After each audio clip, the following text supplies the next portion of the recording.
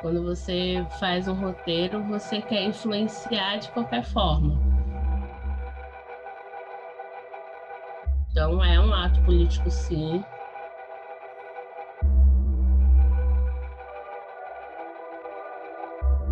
Você está influenciando pessoas, você está instigando, mexendo com as emoções dela.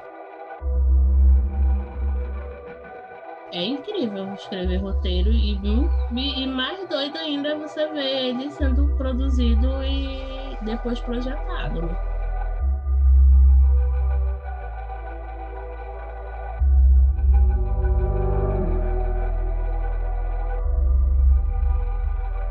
Eu tentei fugir dela e ela pegou no meu braço com força e disse que só me largava se eu fizesse cair nas partes dela. Que ela me dava uma grana pra me comprar catunda. Pô, aí eu afrouxei, né? Fiz o negócio e ela me deu a grana. Só que eu deixei a minha marca. Cuspi bem na cara dela.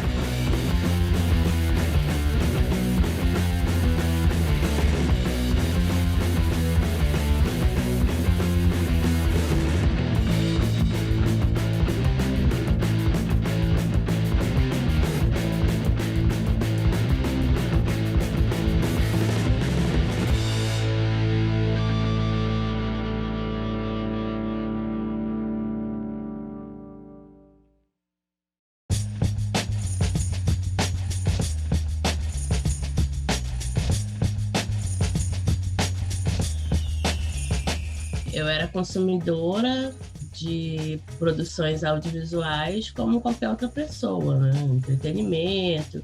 Para eu internalizar como uma profissão, eu fiz alguns cursos na adolescência e aí na juventude quase já era maior já, então é melhor falar juventude.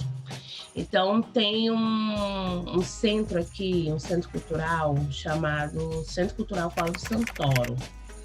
E aí esse Centro Cultural Cláudio Santoro fez uns cursos de roteiro, de produção de filmes e tal.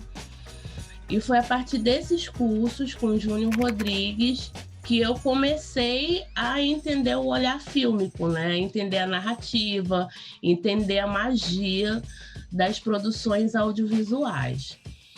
E aí eu fiquei extremamente apaixonada e me apaixonei infinitamente por curtas-metragens, né? Tem muito de produções, de filme do minuto, de curtas, de documentários, de videoclipes. Eu tenho algumas produções em relação a isso. Fiz muita cobertura de eventos e tal. E foi aí que eu fui estimulada a consumir de forma crítica e consciente as produções audiovisuais, né? E eu super tendenciei para curta-metragem, então eu sou meio viciada. Se alguém bota assim nas redes sociais, olha esse curta, eu vou lá, assisto, eu paro qualquer coisa e vou lá e assisto mesmo com prazer, porque eu adoro curta-metragens. Em relação à longa-metragem, eu gosto de uma coisa mais fantasiosa. Eu pareço mesmo uma adolescente. Então, eu gosto muito de coisa de zumbi, de bruxaria, de magia. Aí já corta para ficção científica. Agora que a gente está na pandemia, então eu assisti todos de zumbi, todos de pandemia, todos para ver como é que a pessoa se salva, como é que ela morre. Então eu trago para minha vida, eu internalizo, né? Gosto muito de documentários, então para essa questão da memória, né, principalmente para a gente que é brasileira, ela é muito importante.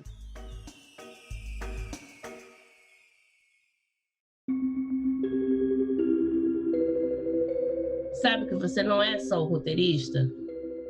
Você é a roteirista, a diretora, a produtora, a assistente, você é dessa produção de baixo custo.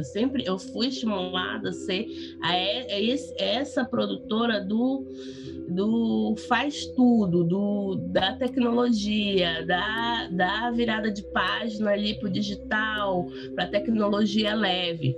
Então, eu sempre estava ligado nessas questões mais rápidas que eu pudesse fazer e que fosse barato, porque eu sou uma menina pobre, né? Vou dizer assim, a gente não tem acesso às megas lentes, a mega equipamentos, a gente tem noção de tudo, né? Mas, enfim, menina pobre de periferia, do bairro da Praça 14, entendeu? Tendo acesso a essas coisas, então era mais, estimulava, tipo assim, eu faço roteiro, crio e já quero eu mesmo pegar na câmera. Então esse sempre foi o meu processo, assim, de vivência mesmo. E aí, no momento eu escolhia se era um curta, documentário, se era um videoclipe, ou se era um videoarte, ou se era uma videodança, mas era aquilo. Todos os meus vídeos são baseados nas minhas vivências, naquilo que eu tenho dúvida, daquilo que eu tenho mínima certeza, entendeu? Para gerar uma produção audiovisual. Enquanto o filme, como uma produção mais independente, mais leve, mais barata, ela te proporciona abrir janelas para realidades que você nem que a televisão nem ousa chegar.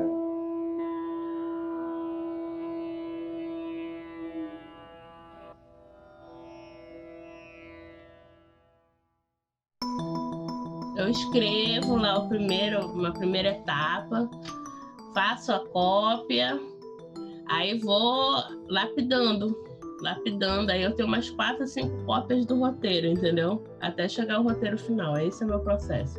E dou para muita gente ler, gosto que as pessoas leem, aí é desde meu amigo que faz mestrado em cinema, a alguma colega das artes visuais ou uma assistente social, eu dou assim pra galera, nossa, gostei, ou então vi, não entendi, entendeu?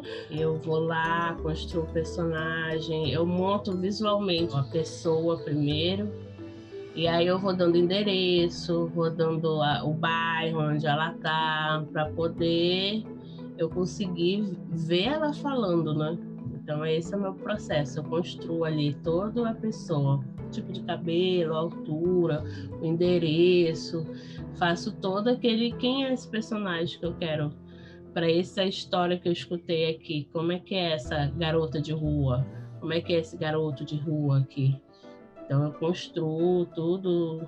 Aí se for videoclipe eu também faço a mesma coisa. Ah, é a cantora que quer dançar. Tá, como é que ela dança? Qual é a música? Então eu construo assim, a pessoa primeiro. Aí vou dando personalidade para ela.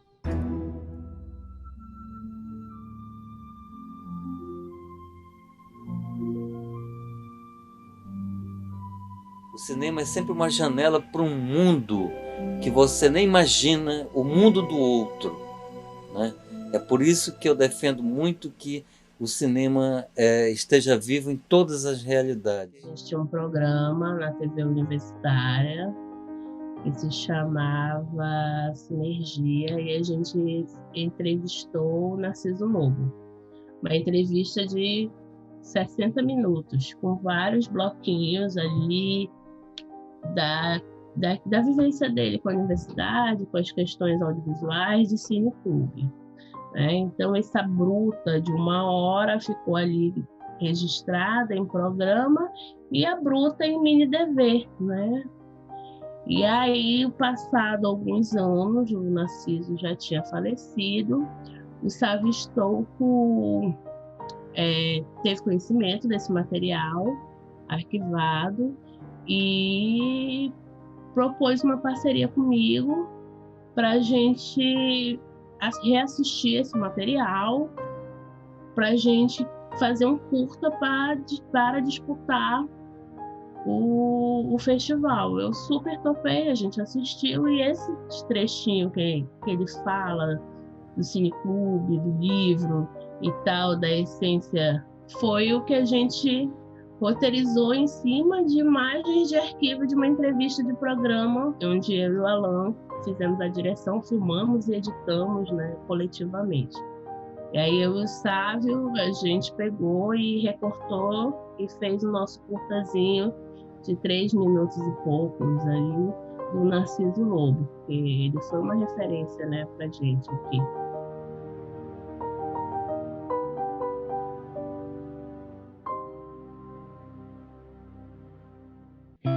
A gente sempre foi um grupo que participa e tem até hoje o Coletivo Difusão. A gente sempre foi muito crítico, né? O festival ele tinha parâmetros internacionais muito elevados no sentido de recurso, de pessoas que vinham aqui.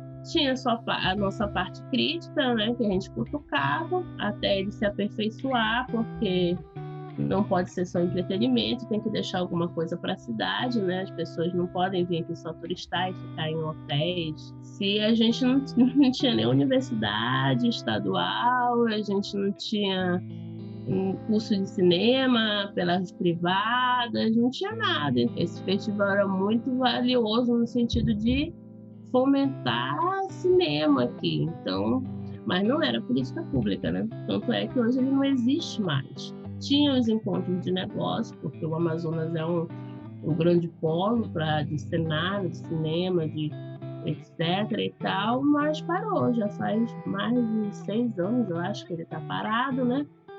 E o legado dele só ficou com a gente que usufruiu, né? Imagine se a gente não tivesse os nossos projetos audiovisuais, se a gente não ocupasse politicamente, porque a gente ocupa fórum audiovisual, a gente ocupa conselho, a gente criou um projeto chamado Centro Popular do Audiovisual, e as pessoas que usufruíram só pela parte do entretenimento e não deixaram nada para a cidade, não trocaram isso com a nova geração aí.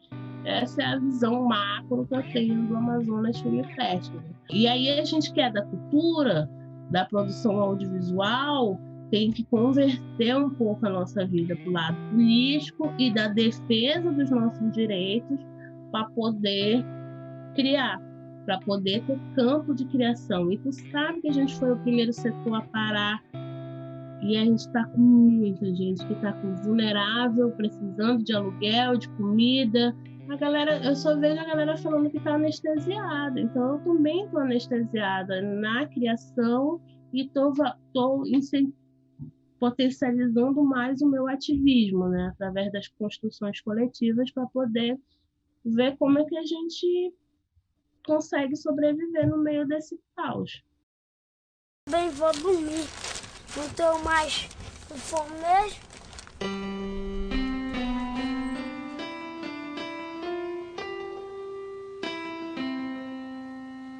Só tô com um pouco de sede.